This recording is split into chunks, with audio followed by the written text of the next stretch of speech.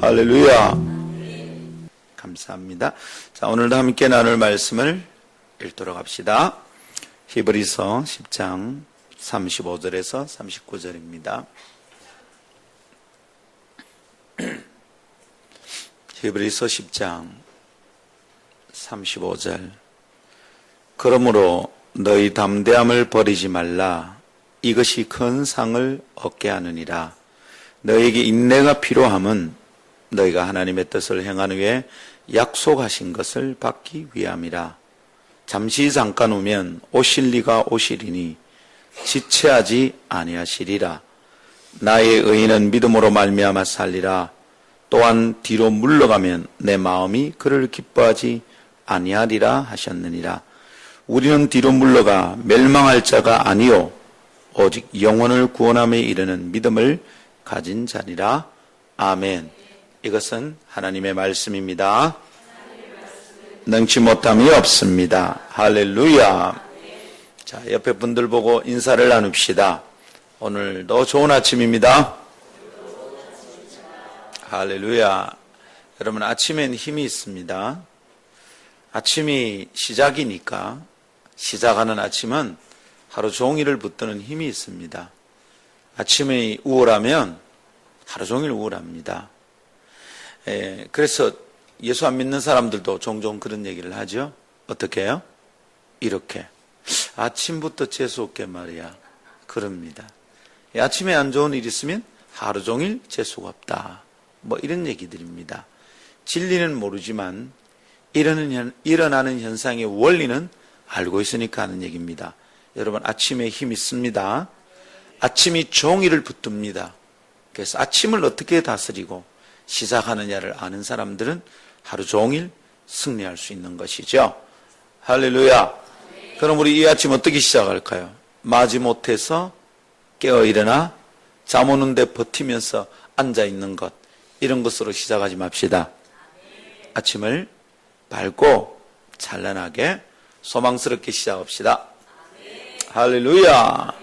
그래서 다시 앞뒤로 이 마음을 담아서 시작이 중요하니까 다시 축복합시다. 오늘도 좋은 아침입니다. 아멘. 이 믿음이 우리가 하루 종일 가지고 있던 우울한 생각을 다 씻어버리고 깨끗하게 할 줄 믿습니다.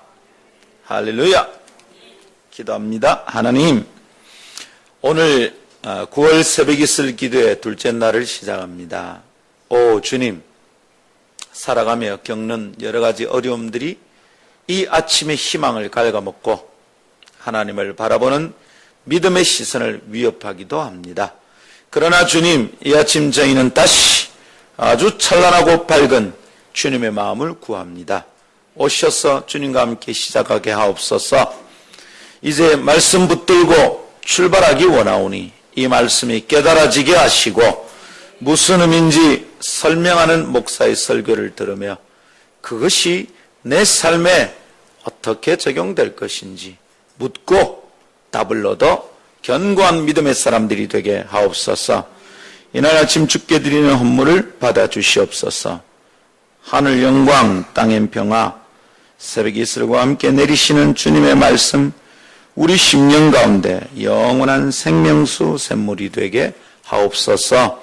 소원하는 기도를 담아 드리는 이 헌금을 하늘에서 받아주시고 온 성도들 향한 기대와 자신의 삶을 향한 9월 한 달의 기도 제목을 여기에 담았으니 아버지께서 하늘에서 받으시고 꼭 응답해 주옵소서.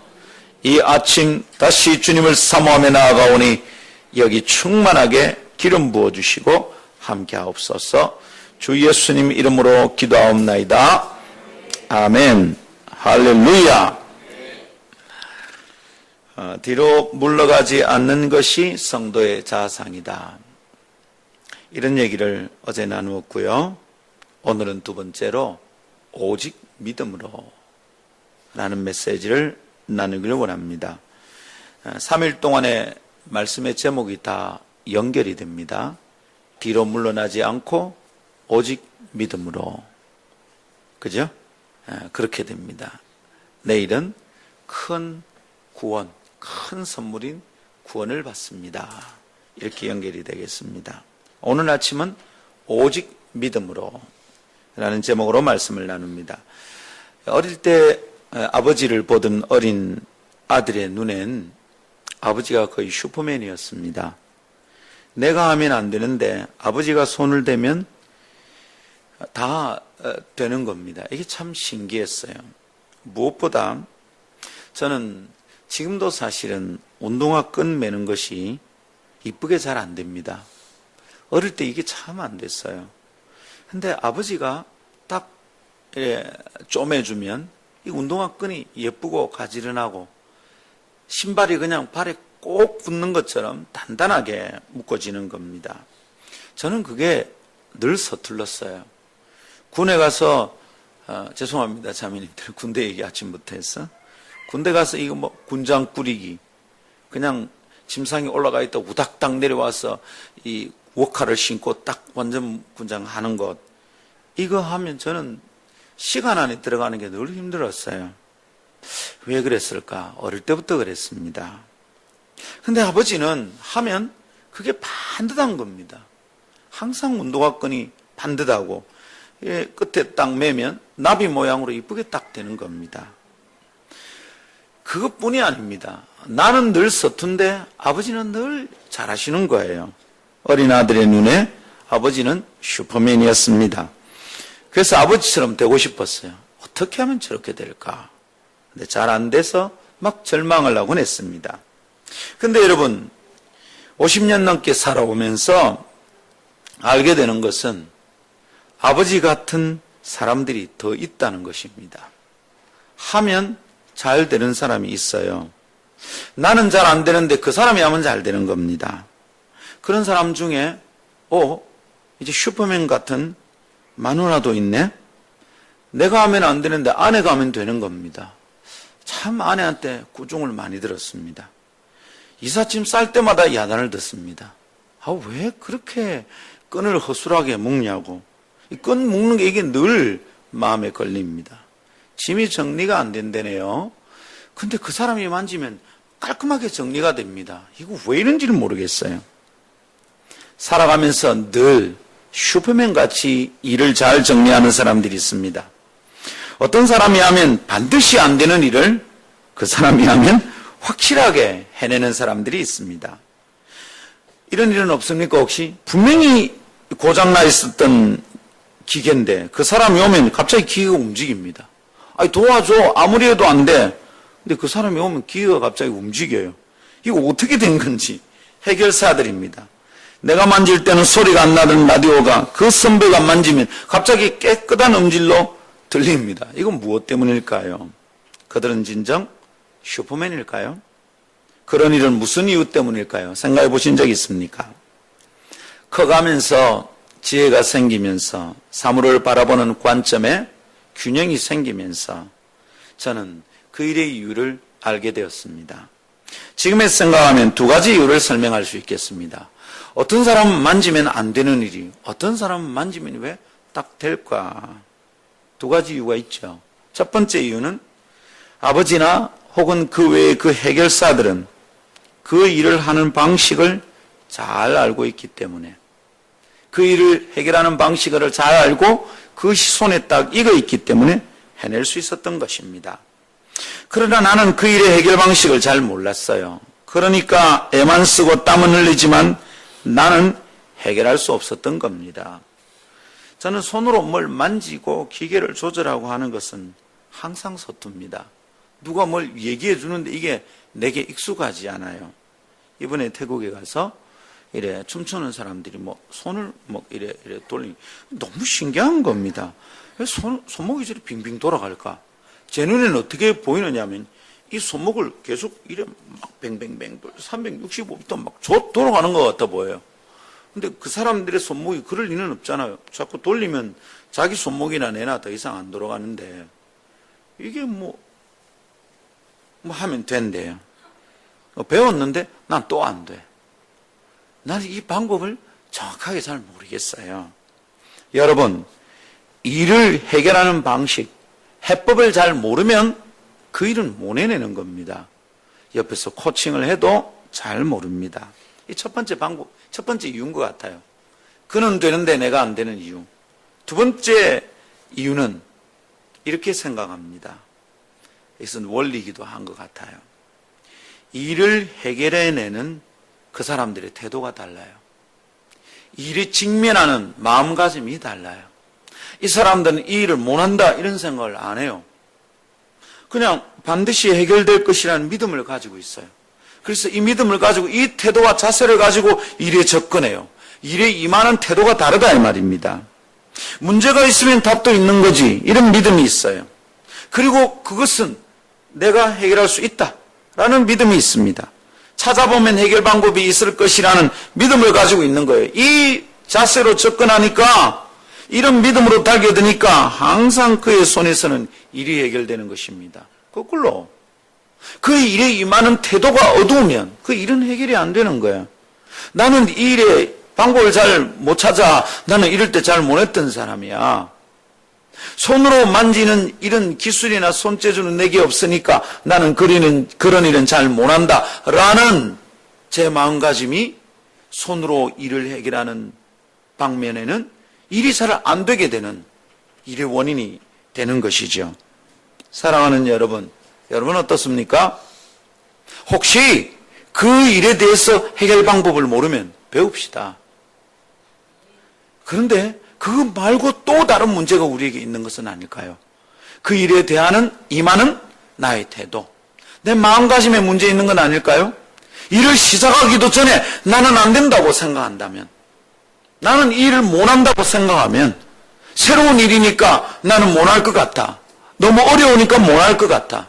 내 주머니에 돈이 없으니까 일은 못할 것 같아. 여러분, 그 일은 이미 시작하기 전에 내가 진 거예요.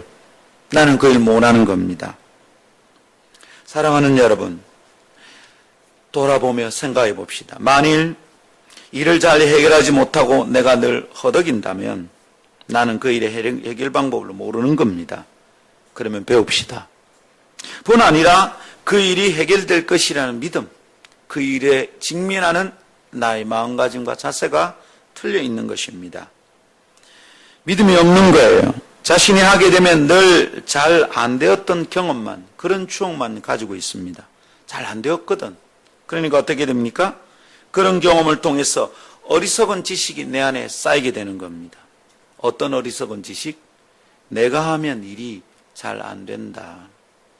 내가 하면 일이 안 된다라는 믿음입니다. 믿음이라고요? 그런 믿음은 필요 없습니다. 그런데 그 어리석은 신념, 그것은 하나의 견고한 체계가 되어 내 눈앞에 항상 떡하니 버티고 서 있습니다. 항상 중요한 순간에 나타나서 자동으로 그 시스템이 작동됩니다. 겨우 몇 걸음 떼고 전진했는가 싶었는데 그 견고히 버티고 서 있는 신념 체계 때문에 다시 원래 자리로 되돌아와서 나는 또 머뭇거리게 되는 겁니다. 할까 말까, 할 수 있을까 없을까. 그리고 그렇게 하는 자기 모습이 싫어서 잠수를 탑니다. 깊이 좌절하게 되는 겁니다. 여러분 이 말씀 잘 들으십시오. 우리는 뒤로 물러가면 안 됩니다. 뒤로 물러가서 잠수 타면 안 됩니다. 근데 이게 어떻게 작동되는지, 우리는 어떻게 그것을 극복해야 되는지, 이것을 이 새벽에 3일 동안 듣게 됩니다. 어떻게 극복하게 될까요? 역시 답은 하나님 말씀 속에 있습니다. 말씀 속에서 찾아낼 수 있습니다. 지금도 찾아낼 수 있다는데 믿음이 가지 않는 사람들이 지금 있을까요? 큰 문제예요. 그렇게 생각이 있어가면 끝이 나지 않아요. 또 자꾸 뒤로 물러가게 돼요. 하나님 말씀 속에 답이 있습니다. 한번 따라합시다. 하나님 말씀 속에 답이 있습니다. 아멘. 하나님 말씀 속에 답이 있고요. 그 말씀에 헌신하면 일이 풀어집니다. 답이 보입니다. 오늘 아침 다음 두 가지 깨달음으로 내 영혼을 채우면, 말씀을 붙들고 깨달음을 얻어 그것을 내 영혼에 채우면 새로운 관점이 우리 가운데 생길 줄 믿습니다. 그리고 풀어지지 않던 문제들의 해결점이 보이기 시작할 줄 믿습니다. 이 믿음을 가지고 말씀 속으로 나아갑시다. 두 가지는 이와 같습니다. 첫 번째는 뒤로 물러나지 않는 것은 믿음의 반응입니다 라는 것이고요. 두 번째, 믿음은 상황에 대한 정당한 해석법입니다. 이 두 가지를 함께 나누기 원합니다. 첫 번째 따라합시다. 뒤로 물러나지 않는 것은 믿음의 반응입니다. 네, 성도는 뒤로 물러가는 것이 아니다. 뒤로 물러가지 않는 것이 성도의 참된 자아상이다. 이게 이 3일 동안의 중심 주제입니다. 화두입니다. 근데 뒤로 물러가면 안 되는 거죠. 어제 아침에 우리는 뒤로 물러가는 것이 영적 패배다 이렇게 규정했었습니다. 그리고 그것을 하나님께서 기뻐하지 않으신다는 것도 알았습니다. 다시 38절 볼까요? 나의 의인은 믿음으로 말미암아 살리라. 또한 뒤로 물러가면 내 마음이 그를 기뻐하지 아니하리라. 하나님 말씀이 아주 분명하죠. 뒤로 물러가면 하나님의 백성이 할 일이 아니고요, 하나님이 그것을 기뻐하지 않는답니다. 그렇다면 여러분, 거꾸로 늘 물러가던 상황에서 이제 다시 물러가지 않게 된다면 이건 무엇 때문일까요? 늘 물러가는 것은 하나님이 기뻐하지 않는 데 있습니다. 그것은 영적 패배라고 그랬어요. 그런데 이제 거꾸로 됐어. 내가 이제 물러가지 않게 되었어요. 그럼 이건 무엇 때문일까요? 물론 그것은 귀중한 영적 승리가 될 겁니다. 아, 이제 나는 승리하고 있구나 이 말이죠. 근데 여러분, 이것에 대해서 성경은 좀 다른 설명을 하고 있는 것 같습니다. 38절을 다시 곱씹어 묵상해 볼까요? 한번 다시 읽어봅시다. 천천히 의미가 새겨지게 같이 읽을까요? 시작. 나의 의인은 믿음으로 말미암아 살리라.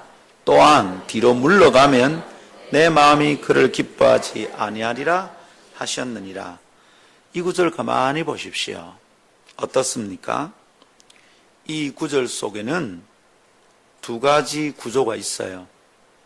두 가지 상황이 대조되어 나타나 있습니다.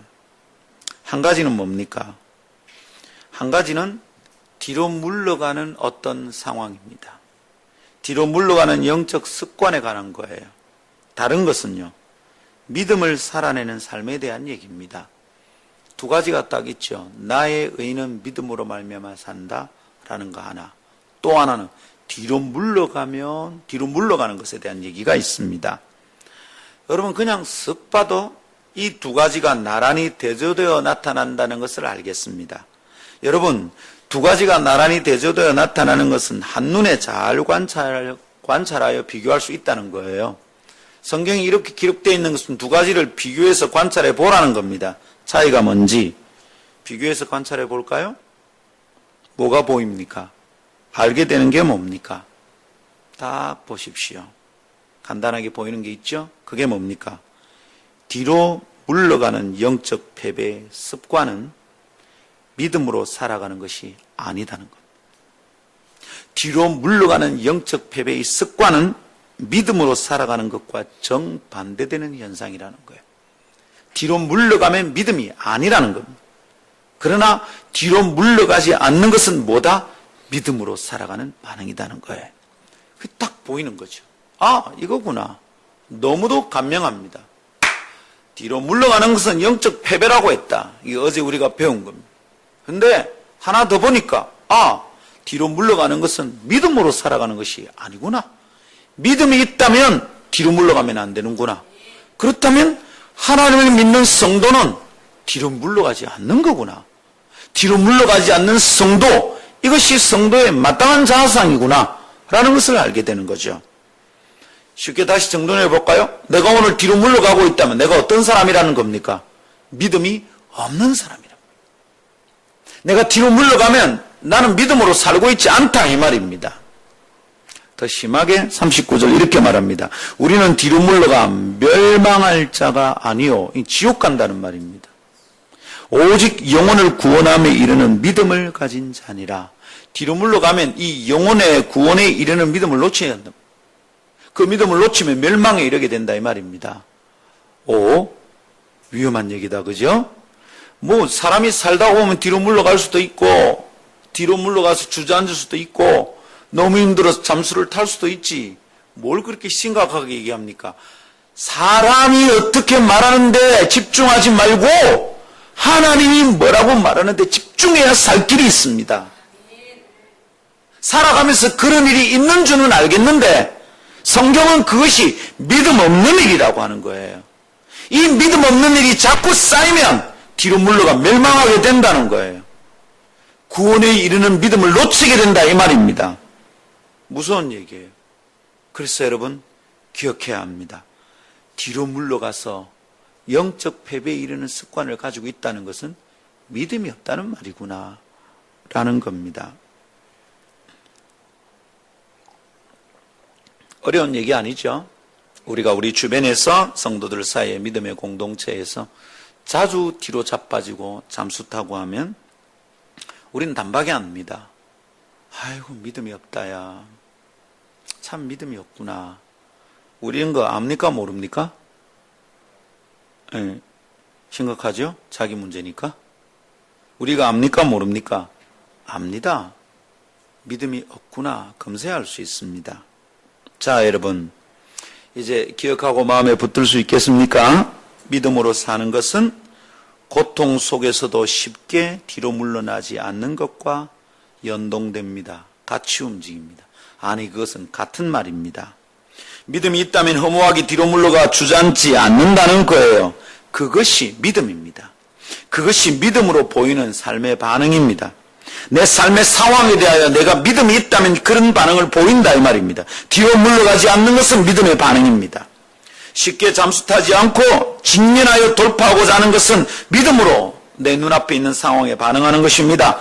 고난이 닥치는 상황 속에서도 뒤로 물러가지 않고 견고히 서 있는 것, 그것이야말로 믿음이라는 말입니다.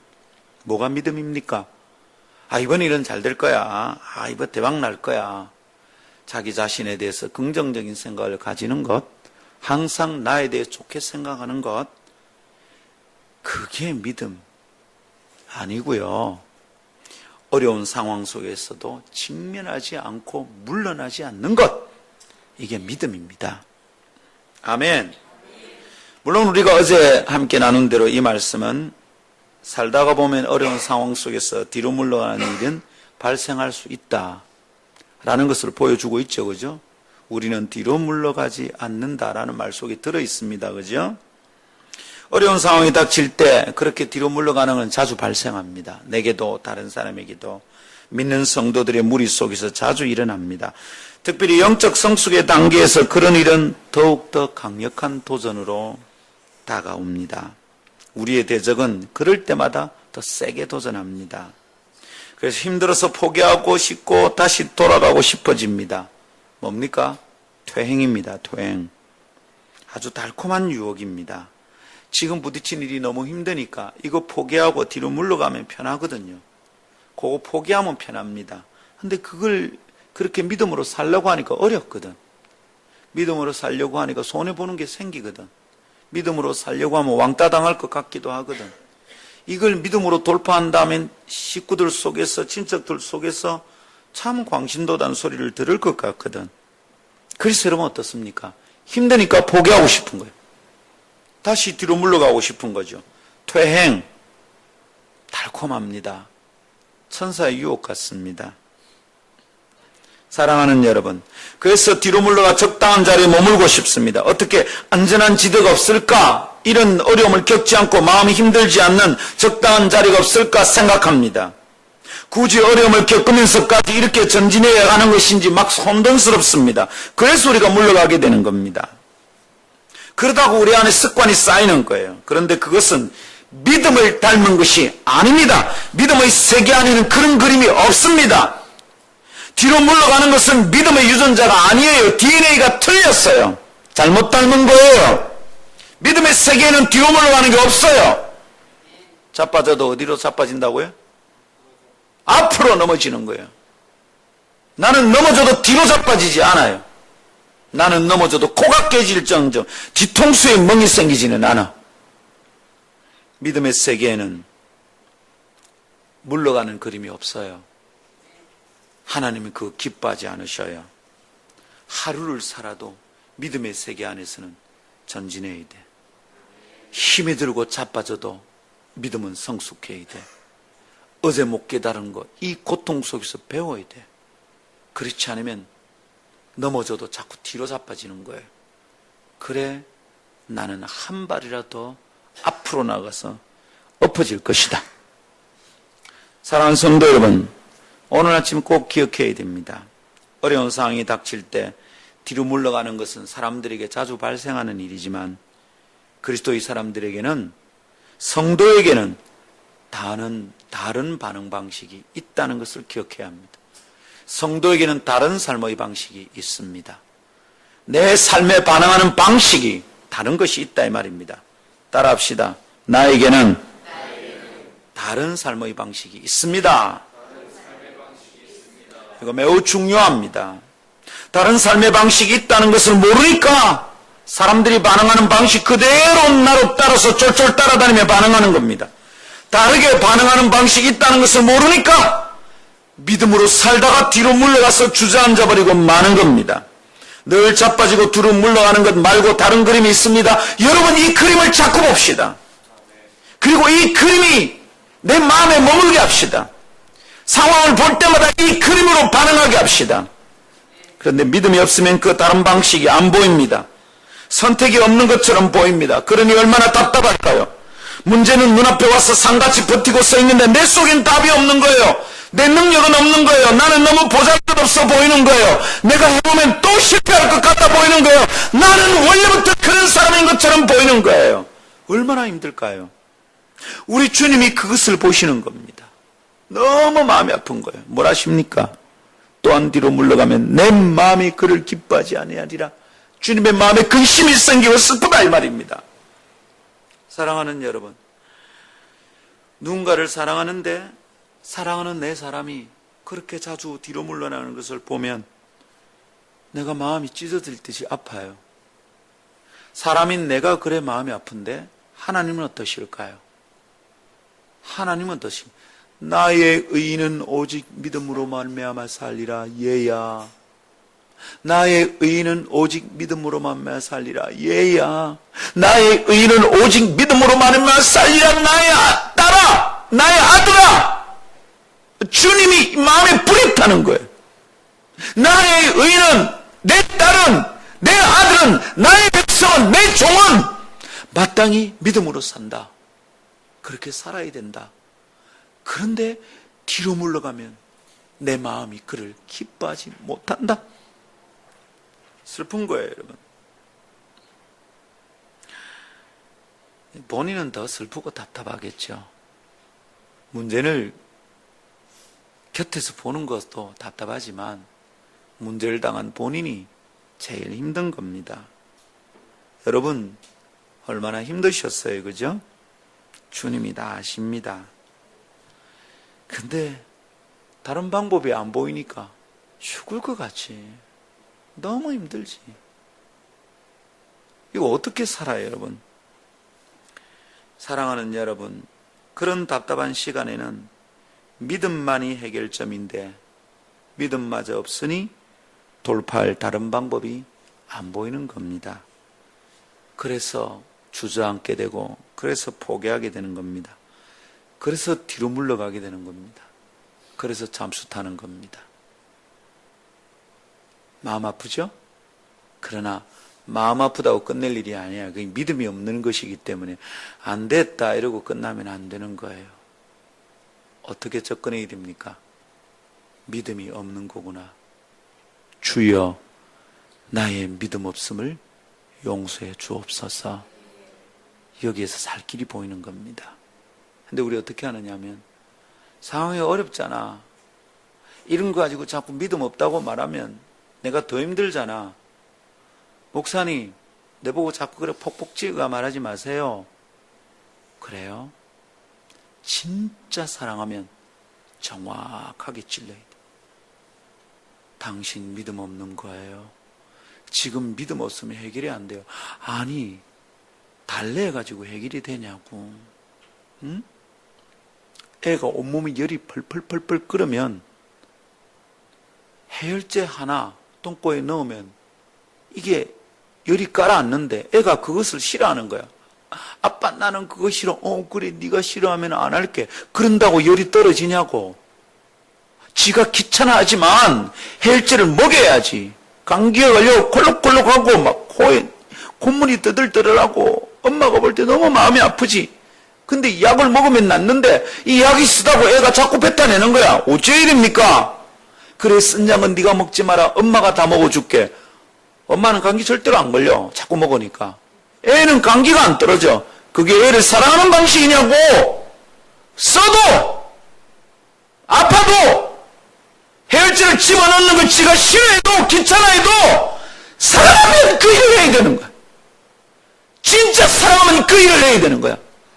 목사가 때로 설교가 찌르는 것 같아도 진짜 사랑하시는구나 믿어야 되는 거예요.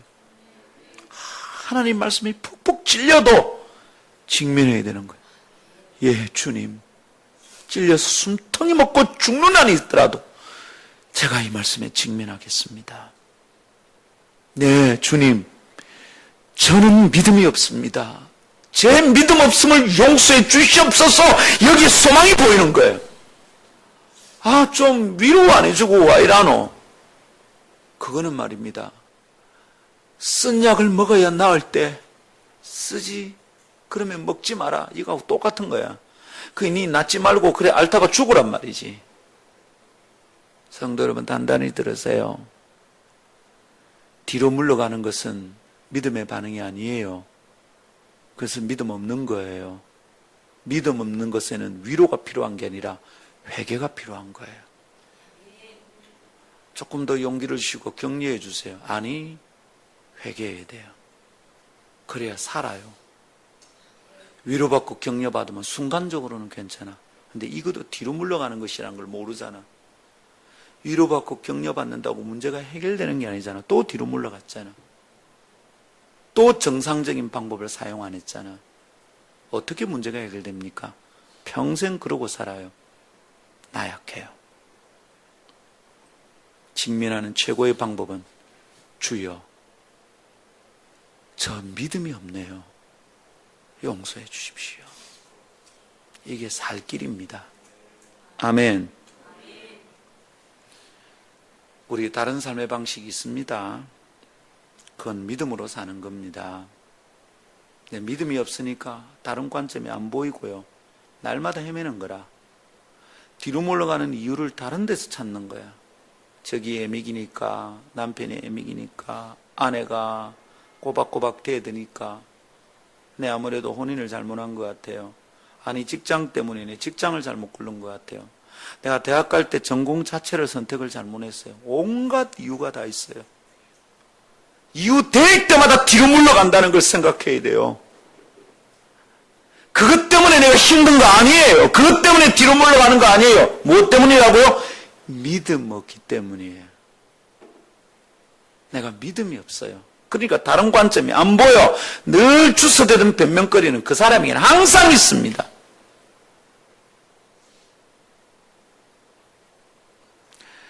핑계 없는 무덤이 어디 있냐고, 그죠? 다 핑계가 있어요. 그리고 그건 그럴듯한 변명거리가 됩니다. 그 당시는 모면할 수 있어요. 그러나 그것 때문에 내가 뒤로 물러난다면 아니에요. 정면으로 부딪히고 욕을 얻어먹고 깨지고 코피가 터져야 됩니다. 저는 종종 제 제자들에게 그렇게 꾸짖습니다. 그냥 잘못했다고 해라. 다른 말 하지 말고 그냥 알겠습니다라고 해라. 뭔 그래 말이 많나. 한마디면 끝날 때가 있습니다. 예, 목사님 잘못했습니다. 예, 알겠습니다. 제가 다시 하겠습니다. 그러면 끝이 납니다. 무슨 변명거리가 그래 많아요? 그럴 때마다 자꾸 뒤로 물러나는 거예요. 아주 못된 습관이 내 속에 쌓이는 겁니다. 따라합시다. 주님, 제 믿음 없음을 용서해 주시옵소서. 그러면 눈에 비늘이 하나 딱 떨어집니다. 그리고 안 보이던 게 보입니다. 아, 이거구나. 믿음은 말입니다. 안 보이는 걸 보게 만드는 것이죠. 할렐루야. 사랑하는 여러분, 믿음이 해결점인데 믿음이 없으니까 대안이 안 보이는 거죠. 대안이 안 보이면 답답한 거죠. 포기하게 되는 거죠. 자꾸 뒤로 물러가게 되는 거죠. 주저앉게 되는 거죠. 스스로도 절망하고 보기 싫은 거죠. 그러나 오늘 아침엔 믿음으로 다시 봅시다. 오늘 아침엔 믿음으로 다시 보는 아침입니다. 할렐루야! 믿음으로 보면 다른 길이 보입니다. 죽을 것 같이 힘든 길인 줄 알았는데 그게 죽이는 게 아니고 살 길이라는 것도 보입니다. 믿음을 동원하면 다시 보면 방법이 보입니다. 그리고 믿음으로 반응하는 겁니다. 믿음으로 직면해 보는 겁니다. 다시 보고 해보는 겁니다. 그렇게 믿음으로 직면하여 반응하게 되면 놀라운 변화가 나타납니다. 뭡니까? 뒤로 물러나지 않게 되는 겁니다. 내가 믿음을 선택하면 나도 놀라게 됩니다. 내가 전진하고 있네? 믿음으로 선택하면 반드시 일어나는 현상입니다. 뒤로 물러가지 않습니다. 주저앉아 움트러들지 않게 되는 거예요. 늘 shrink back 하던 것이 안 일어납니다. 마음 쫄아들지 않습니다. 그러기 오늘 아침 권합니다. 사랑으로 권합니다. 마음에 굳게 이 그림을 붙잡고 새기십시오. 내 속에도 앞으로 전진하는 그림이 생기는 겁니다. 그 그림을 붙잡으십시오. 바로 그것이 하나님의 사람들이 살아가는 방식입니다. 오직 나의 의는 믿음으로 말미암아 살리라. 예스! 바로 그것이에요. 새 그림이 내 마음에 새겨지는 것입니다. 그리고 오늘 아침 다른 누군가가 아니라 바로 당신이 오늘 여기 있는 그대가 그렇게 살아낼 수 있는 줄 믿으십시오. 그 믿음의 방식으로 눈앞에 있는 그 힘들어 보이는 상황에 우리는 다시 반응할 수 있습니다. 마치 자동화된 기계처럼 500원 넣으면 500원짜리 툭 떨어지는 밴드처럼 그렇게 자동화된 기계처럼 그런 상황을 만나면 항상 뒤로 물러나고 영적 배분을 되풀이하는 하는 것 말고 이제 그 기계에 반응하지 않는 완전히 다른 반응을 하게 될 것입니다. 할렐루야! 기억하고 붙드십시오. 성경은 뒤로 물러가게 되는 이유를 우리에게 정확하게 보여줍니다. 뭡니까? 성도가 무엇으로 사는지 몰라서 뒤로 물러가게 된다는 겁니다. 다른 방식이 있는데 다른 방식이 있다는 걸 모르니까 자꾸 뒤로 물러가는 겁니다. 믿음으로 사는 것이 성도의 삶인데 그것을 모르니까 엉뚱한 방법으로 버둥거리다가 지쳐서 나가 떨어지는 것입니다. 오늘 아침 깨달읍시다. 뒤로 물러가지 않는 믿음의 반응이 있다는 것을 기억합시다. 두 번째 따라하겠습니다. 믿음은 상황에 대한 정당한 해석법입니다. 믿음의 정의 중에 하나입니다. 믿음은 여러 가지로 정의합니다. 성경은 믿음을 여러 가지로 말해주고 있어요. 그런데 오늘 우리가 붙들어야 될 믿음의 상황, 믿음에 대한 정의는 믿음이란 정확하게 해석하는 해석법이라는 거예요. 상황을 해석하는 제대로 된 해석법이다 이 말입니다. 믿음이 그렇다는 거예요. 믿음이 우리에게는 뭡니까? 오늘 아침 여기 있는 여러분에게 믿음은 뭡니까? 그저 무엇인가가 잘 되기를 기대하는 신념입니까? 긍정적인 기대감입니까? 그렇게 나는 잘 될 거야, 나는 잘 될 거야 그렇게 자기 자신에게 암시를 거는 거예요? 물론 그런 것이 아닙니다. 그러면 믿음이 뭡니까? 의인이 믿음으로 산다는 것은 어떤 의미입니까? 그것은요, 믿음이 상황에 대한 새로운 해석 방법이 된다는 의미입니다. 왜 우리가 뒤로 물러나느냐 하면 내 앞에 일어나는 상황을 그렇게 해석했기 때문인 거예요. 해결 방법이 없다고 판단하면, 그렇게 해석하면 뒤로 물러가야 됩니다. 해결 방법이 없는데 계속 부딪히면 내가 죽잖아요. 죽으면 얼마나 두려워요. 안 죽으려고 자기 나름의 방법을 찾은 게 뒤로 물러가는 겁니다. 그 방법밖에 없다고 생각하니 그런 거예요. 근데 믿음은 그거와 전혀 다른 해석 방법이 있는 겁니다. 믿음이 있으면 다르게 보이는 겁니다. 아멘. 믿음이란 상황에 대한 해석 방법입니다. 부딪히는 상황을 믿음으로 판단하고 평가한다는 거예요. 내가 이 상황을 딱 보면, 믿음으로 보면 이게 무슨 의미인지, 이게 뭔지 판단합니다. 평가합니다. 돌파할 수 있구나 하는 믿음이 생깁니다. 거꾸로 믿음 없이 뒤로 물러가게 되는 것도 상황과 현실에 대한 해석법입니다. 패배의 습관이 내 안에 자리를 잡는 동안 상황을 늘 그렇게 보는 렌즈가 내게 생겨버린 것이죠. 여러분, 그 렌즈로 보면 항상 찾아내는 이유가 있어요. 뒤로 물러갈 수밖에 없는 이유를 이 렌즈로 보면 잘 보여요. 그래서 그런 관점으로 찾아내는 이유는 합당해 보이기도 하는 거예요. 이유가 될 만합니다. 자원도 모자라잖아. 나는 능력도 일천한 사람이잖아. 우리 교회는 아직도 개척교회 때를 벗지 못했잖아. 이게 자꾸 보이는 거예요. 그 렌즈가 이미 훈련되어 있어. 그게 나의 습관이에요. 사물을 보고 상황을 보는 내 습관이에요. 내 내면의 습관이에요. 그냥 자꾸 그것만 보이는 거죠. 여러분, 제법 타당해 보이는 물러갈 이유가 보이는 겁니다. 그래서 어떻습니까? 물러가게 되는 거죠. 적당한 안전거리를 확보하고 물러나 앉게 되는 겁니다. 이 일로 인하여 다치지 않을 만한 거리를 찾아내는 겁니다. 그리고 뒤로 물러갑니다. 지하철에 전철이 들어옵니다. 안내방송에 나옵니다. 지금 노포행 열차가 들어오고 있는 중이오니 안전선 바깥으로 물러나 주십시오. 이런 안내방송 있죠? 네. 안전거리를 확보해야 되는 거죠. 열차가 올 때 안전거리를 확보하지 못하면 다칠 수 있죠. 사고가 나죠. 이건 다 알아. 자기 몸 아끼고 자기 생명 아끼는 것은 본능이에요. 저절로 되는 짐승도 하는 거예요. 그 문제에 딱 부딪혔는데 해결 방법이 없는데도 계속 부딪히면 내가 죽을 수 있다는 걸 아는 거죠. 내가 안전하지 않을 거라는 생각이 딱 드는 겁니다. 그럼 어떻게 합니까? 안전거리를 확보해야지. 그래서 뒤로 물러나는 거예요. 그렇게 뒤로 물러나기 시작하면 믿음이 안 자라는 거예요. 항상 그 자리에. 그 사람은 늘 그렇게 하는 거예요. 이게 습관으로 배이는 거죠. 이기는 습관이 아니라 패배의 습관이 배이는 겁니다. 사랑하는 여러분, 왜 이렇다고요? 상황을 해석하는 방식이 그런 거예요. 어렵다, 어려우면 못한다, 계속하면 내가 다친다. 나는 결국은 못하게 될 것이다. 그게 상황을 해석하는 나의 방법이에요. 한 번, 두 번 경험하는 동안에 내 속에 그런 관점이 생긴 거예요. 그런 렌즈가 생긴 거예요. 그리고 그런 렌즈로 보면 항상 그런 이유가 잘 보여. 상황을 그렇게 해석하는 방식이 있으니까 그런 현실과 상황 앞에서는 자동적으로 그렇게 반응하는 겁니다. 그래서 믿음 없는 게 죄입니다, 여러분. 그러나 여러분, 이상하게도 내 곁에는 다른 사람들이 있어. 뭐 어떤 사람이? 이 사람은 다르게 반응하는 거예요. 나는 그때 못했는데 저 사람은 하는 거라. 어릴 때 우리 아버지가 슈퍼맨 같아 보이는 것처럼 지금도 내 곁에는 그런 사람들이 있는 거야.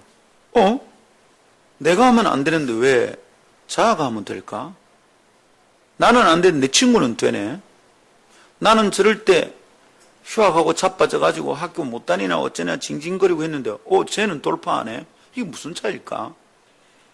잘 들으십시오. 그런 어려운 상황 속에서 항상 뒤로 물러가서 주저앉는, 그렇게 살아가는 사람만 있는 것이 아닙니다. 다른 사람들이 있어요. 내 눈에는 그 사람이 막 슈퍼맨 같아 보입니다. 아니고요. 그냥 살아가는 방식이 다른 거예요. 다른 방식이 있다 이 말입니다. 할렐루야. 그게 뭐라고요? 믿음으로 살아가는 것입니다. 그 믿음으로 살아간다는 것은 패배하는 습관을 가진 사람이 상황을 해석하는 방식과 전혀 달라요. 믿음이란 믿습니다 이라고 있는 게 아니라 내 앞에 있는 상황을 해석하는 방법이 믿음입니다. 전혀 달라요. 믿음은 해석하는 방법이나 거듭 말합니다. 오늘 아침에 마음에 새기십시오. 이거 깨져야 돼요. 긍정적인 생각을 가지라 이런 말이 아닙니다. 지금 눈앞에 있는 상황을 하나님의 관점으로 해석하는 것, 이게 믿음입니다. 이렇게 믿음이 있으면 상황을 다르게 해석합니다. 다르게 해석합니다. 그러나 믿음이 없으면 다르게 해석할 수가 없어요. 정당하게 해석할 수가 없어요. 여기에 문제의 원인이 있는 겁니다. 사랑하는 여러분, 상황에 부딪히면 이 습관이 새롭게 생겨야 됩니다. 믿음으로 해석하는 방법 말입니다. 하나님께서는 이 일에 대해서 어떻게 생각하실까 질문하고 답을 얻어야 됩니다. 그 하나님을 생각하며 그 하나님의 관점을 생각하며 그 상황을 재해석하는 것이 믿음입니다. 하나님은 이 일에 대해서 어떻게 생각하실까? 하나님은 왜 내게 지금 이 어려움을 주실까? 내 앞에 이 문제가 생긴 것은 하나님 관점에서 보면 이거는 무슨 이유일까? 이걸 질문하고 답을 얻어야 됩니다. 그렇게 질문하고 상황을 다시 보는 게 이게 믿음이란 말입니다. 반드시 이 일은 해결될 거야. 해결 안 될 수도 있지. 하나님이 나의 죄로 인해 딱 막아서 있을 때는 죄를 해결해야지. 죄가 해결 안 되는데 그게 문제가 풀리는가? 해결 안 될 수도 있지. 그게 무조건 해결될 거야 라고 하는 것만 믿음이 아닙니다. 믿음은 이 상황을 제대로 해석하는 겁니다. 왜 이 문제가 일어났지? 아, 죄 때문이구나. 아, 이거는 사단의 유혹이구나. 아, 부딪혀 돌파해야 되겠는데 그럴 땐 뒤로 물러나면 안 되는 거예요. 그런데 이걸 해석하는 방법이 틀려 있는 거예요. 어려움이 생겼다? 그러면 그렇지. 내가 뭘 하면 꼭 이런 일이 생겨. 내가 잘 될 리가 있나? 하하. 상황을 보는 내 눈이 비틀어져 있는 거예요. 사랑하는 여러분, 길게 설명하지 않아도 우리가 그냥 감지하는 게 있어요. 우리의 경험 때문에. 이제 알겠죠, 여러분? 자주 뒤로 물러가 주저앉고 잠수를 타는 것은 왜 그렇습니까? 왜 성도임에도 불구하고 뒤로 물러갑니까? 살아가는 방식에 문제가 있는 거예요. 우리가 지금 세상이 살아가는 방식으로 살아가기 때문이에요. 세상은 어떻게 합니까? 눈에 보이는 상황대로 살아갑니다. 상황을 따라 살아가요. 눈에 보이는 대로 살아간다 이 말입니다. 눈에 보이는 게 뭡니까? 돈입니다. 사람입니다. 학벌입니다. 스펙입니다. 그래서 눈에 보이는 대로 삽니다. 눈에 보이는 게 없으면 못 사는 게 세상입니다. 돈 없으면 못 살고 학벌이나 스펙 없으면 못 삽니다. 눈에 보이는 대로 판단하고 결정하고 살아가기 때문에 그렇게 따라 살면 다른 반응과 방식이 있는지도 모르고 그저 흘러갑니다. 세상이 가는 대로 갑니다. 눈에 보이는 그것이 전부인 줄 알고 반응합니다. 눈에 보이는 것이 실체인 줄 알고 끌려다닙니다. 눈에 보이는 것 뒤에 무엇이 있는지 생각 안 한다 이 말입니다. 해석 방법이 다르게 생각이 나질 않아요. 그것으로 판단하고 평가하고 흥분하고 실망하고 싸우고 그러다가 주저앉습니다. 믿음에 쓸 자리가 없습니다. 믿음의 DNA는 그런 게 아니에요. 그리고는 믿음으로 살아가서 성장하고 영성이 깊어질 기회를 놓치게 됩니다. 그런 내 눈에는 믿음으로 사는 옆 사람이 슈퍼맨 같아 보입니다. 나는 안 되는데 야는 되네. 나는 안 되는데 저 사람은 되네. 이상해 보입니다. 와, 어릴 때 우리 아버지를 보는 것 같은 느낌이 듭니다. 여러분, 나는 안 되는데 저 사람이 되고 저 사람은 되는데 나는 안 되는 게 아닙니다. 믿음 있는 사람은 모두 되는 겁니다. 아멘. 한번 따라 합시다. 믿음으로 보면 보이고 믿음으로 살면 됩니다. 무조건 하면 됩니다. 지금 이렇게 말하는 것 아닙니다. 해도 안 되는 거 있습니다. 죄인이 거룩한 일을 하면 절대로 승리하지 못합니다. 죄인이 거룩한 자리에 서면 멸망의 증거입니다. 가정한 입술로 무엇을 내뿜는다고 잘 될 리가 없습니다. 무조건 하면 된다라고 생각하는 것은 세속적입니다. 믿음은 그런 긍정적인 사고방식이 아니네요. 믿음은 상황을 제대로 해석하는 능력입니다. 사랑하는 여러분, 최근에 눈에 보이는 게 뭡니까? 내가 부족한 게 보입니까? 여러분, 그게 전부일까요? 눈에 보이는 것만이 존재하는 것이 아니랍니다. 하나님은 눈에 보이지 않지만 존재하는 분입니다. 하나님은 내가 눈으로 보는 것 그 너머에 계시는 분입니다. 그분은 눈에 보이는 그거보다 더 위대하고 크신 분입니다. 눈에 보이는 세계와 다른 차원에 살고 계신 분입니다.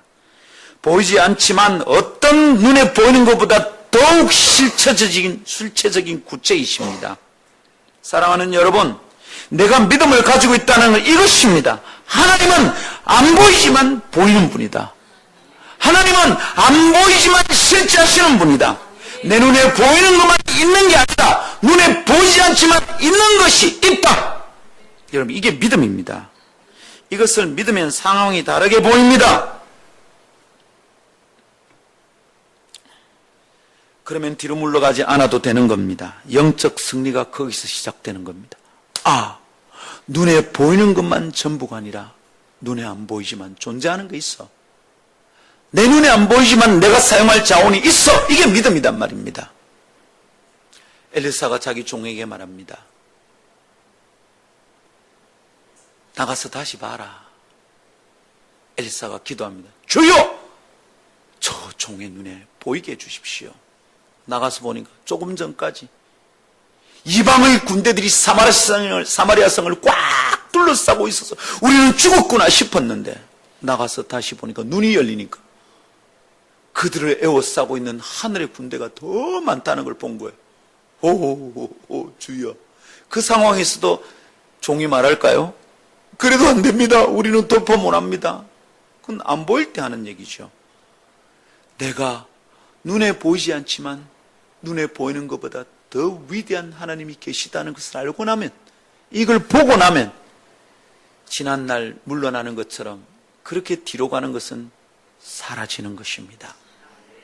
할렐루야. 오늘 아침 여러분에게 이 눈이 열리기를 축복합니다. 눈에 보이는 것만 보는 것은 믿음으로 보는 게 아닙니다. 제발 예산이 없어서 못하고 나는 해본 경험이 없어서 못하고 자격증이 없어서 못하고 물론 운전할 때는 자격증 없으면 하지 마세요. 그걸 믿음으로 하면 안 됩니다. 운전은 될지 못해도 잡혀가요. 사랑하는 여러분, 이 아침 우리가 기도할 때는 주님 제게 새 눈을 주십시오. 내 상황을 다시 보는 눈을 주십시오. 그렇게 기도합시다. 자, 그러면 우리가 마지막 남은 문제가 있는 것 같아요. 그러면 어떻게 믿음으로 상황을 해석하는 방법을 배우게 됩니까? 나는 자꾸 안 되는데, 믿음으로 보는 게 안 되는데 그게 어떻게 가능합니까? 나는 딱 상황을 만나면 자동적으로 어려운 것부터 보이는데, 저절로 안 되는 것부터 보이는데, 그래서 답답한데, 그래서 짜증부터 나는데, 나는 딱 상황에 부딪히면 막 눈물부터 나고 막 그냥 화부터 나고, 저 인간 때문에 이렇게 됐다 싶고 그냥 저절로 뒤로 물러나게 되는데, 그럼 믿음으로 상황을 해석하고 전진하는 거 이거 어떻게 배웁니까? 이런 방법을. 궁금하죠? 예? 궁금하죠? 궁금하면 500원. 내일 아침에 믿음으로 헌금하세요. 진담으로 헌금하세요. 새벽 이슬 기도회 할 때는 한 달에 기도 제목을 나와서 딱 헌금하세요. 아버지 믿습니다. 궁금하시죠? 이것은 돈 안 내도 목사는 가르쳐 드려요. 언제 배우고 어떻게 배웁니까? 편안할 때 편안한 방식으로 배우면 좋겠지만 어려움에 직면해 있을 때 배우게 된답니다. 어려움을 만나기 전에는 절대로 배울 수 없어요. 저희 아버님이 그러시더라고요. 6.25 전쟁을 겪으신 분이잖아요. 훈련소에서 총 쏘는 거 아무리 배워도 전쟁이 벌어지면 그 방식으로 잘 안 된답니다. 마음대로 총이 쏴진대요. 월남 갔다 온 저희 외삼촌이 그러시더라고요. 전쟁에 가면 배운 게 소용없어진대요. 물론 배운 대로 잘하면 전쟁터에서도 잘 살아남을 수 있어요. 여러분, 그 말의 요체는 뭐냐면 총 쏘는 방법은 훈련소에서 배우는 게 아니라 전쟁터에서 배우는 거예요. 관역을 향해 쏘는 것과 사람을 향해 쏘는 게 달라요. 아버님이 그러시더라고요. 처음에 공산군을 향하여 총을 쏠 때 안 쏘아지더라는 거예요. 전쟁을 치는 사람들은 눈빛이 다릅니다. 화가 나면 눈에서 광기가 나와요. 저는 우리 아버지에게서 그걸 몇 번이나 느꼈습니다. 야, 전쟁을 경험한 사람은 무서운 거구나. 사람을 죽여본 사람은 무서운 거구나. 우리 아버님 세대는 다 그런 분들 아닙니까?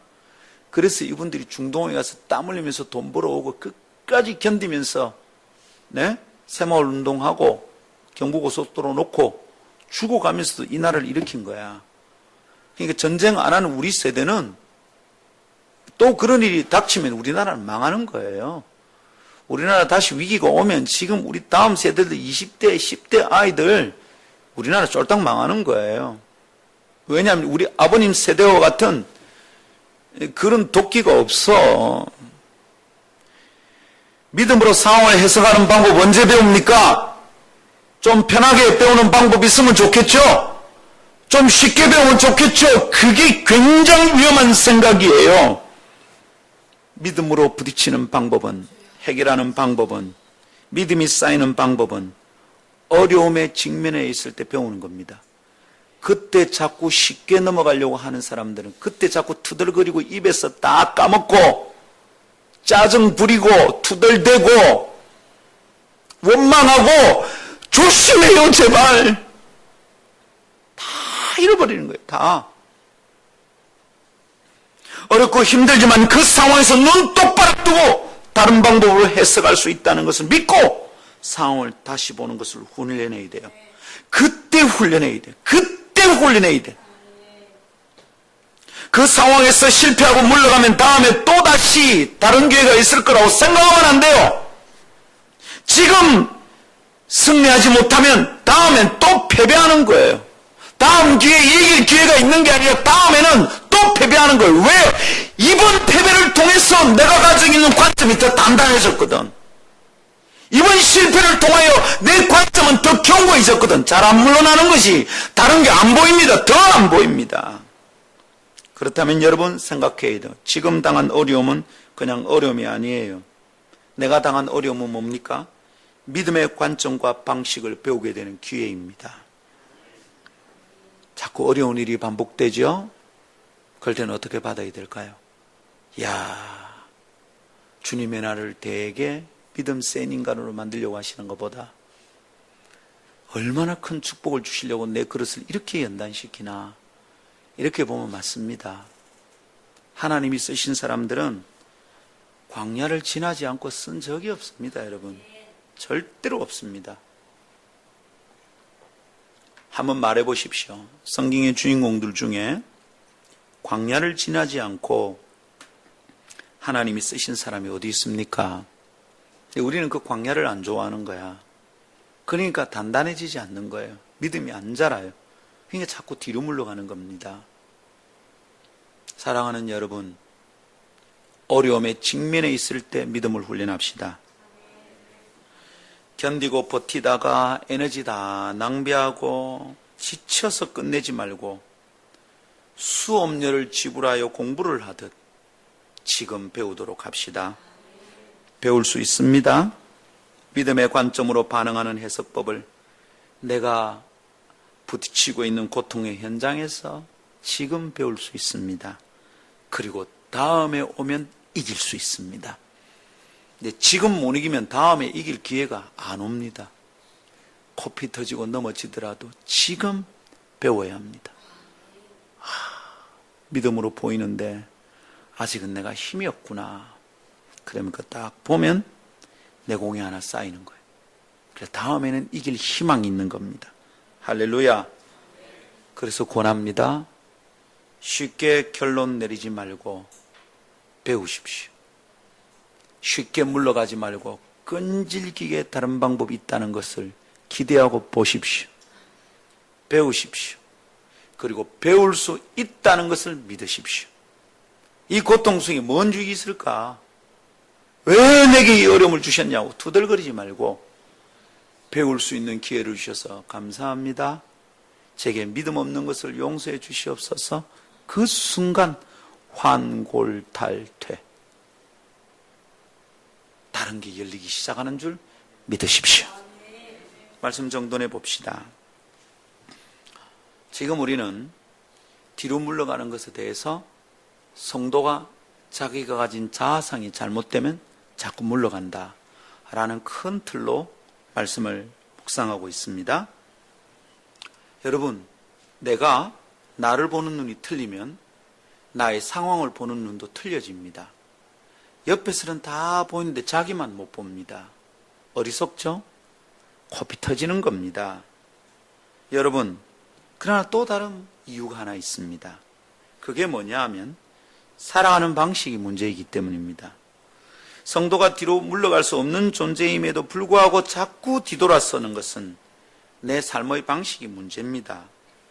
성도는 세상을 살고 있지만 세상의 방법으로 사는 존재들이 아닙니다. 땅에 발을 디디고 있지만 땅 사람들이 아니거든요.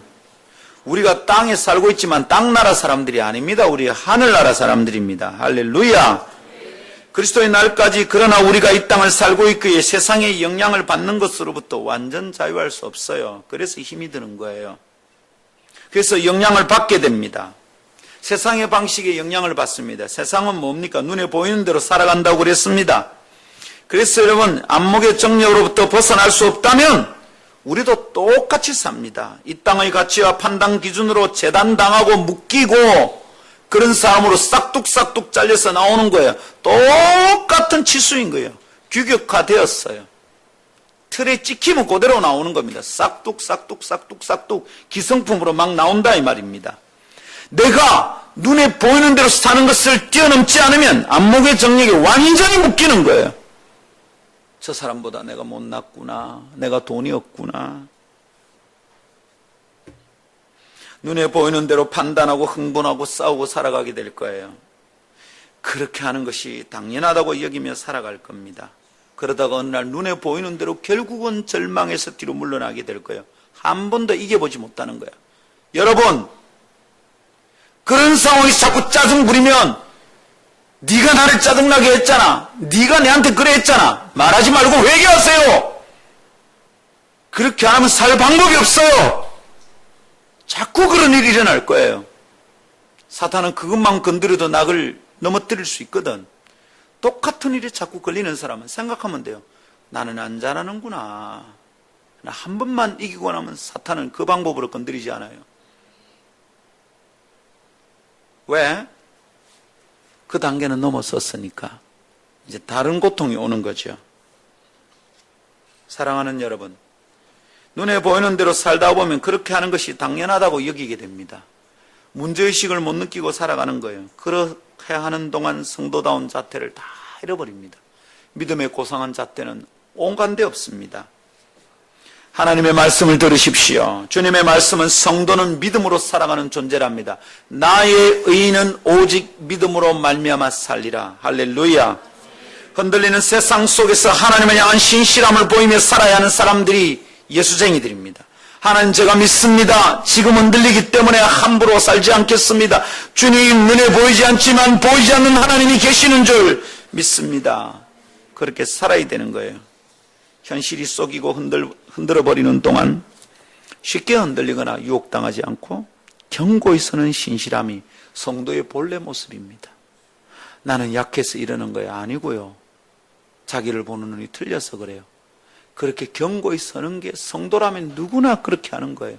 슈퍼맨이라서 그렇게 하는 거 아니에요. 성도라면 누구나 그렇게 하는 거예요. 나는 이걸 못한다가 아니라, 아니, 내가 그런 사람이에요. 그런데 자기 인식에서 일탈된 자아상을 가지게 된다면 문제는 심각하게 악화됩니다. 현실의 답답함을 이길 방도를 놓쳐버립니다. 그러니 다시 뒤로 물러가 가라앉게 되는 거예요. 잠수는 습관이 되고 승리는 멀어지는 겁니다. 아주 나쁜 습관이 몸에 배어서 도무지 헤어나지 못하게 된다 이 말입니다.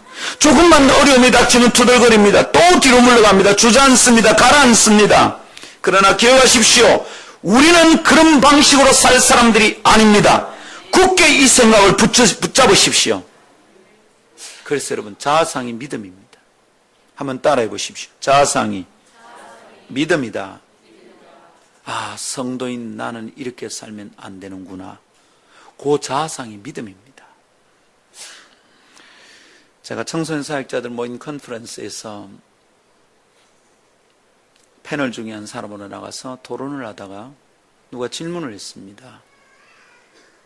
그 질문에 대해서 대답을 아주 단호하게 했습니다. 이렇게 답했습니다. 자아상이 믿음입니다.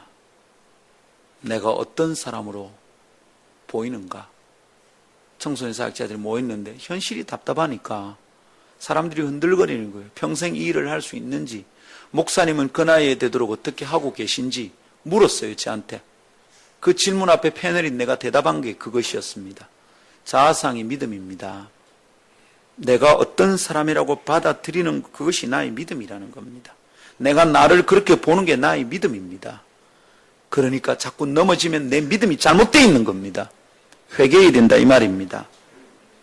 사랑하는 여러분, 내가 그런 방식으로 살 사람이 아니라는 것을 굳게 붙잡으십시오. 이 자아상이 나의 믿음입니다. 우리는 믿음으로 살 사람들입니다. 자신을 그렇게 보는 성도들의 삶에서는 작은 승리가 시작됩니다. 그리고 마침내 거룩한 습관이 자리 잡게 될 거예요. 그리고 위대한 영적 승리를 거두게 될 것입니다. 오늘 아침은 작은 승리지만 마침내 위대한 승리가 벌어질 거예요.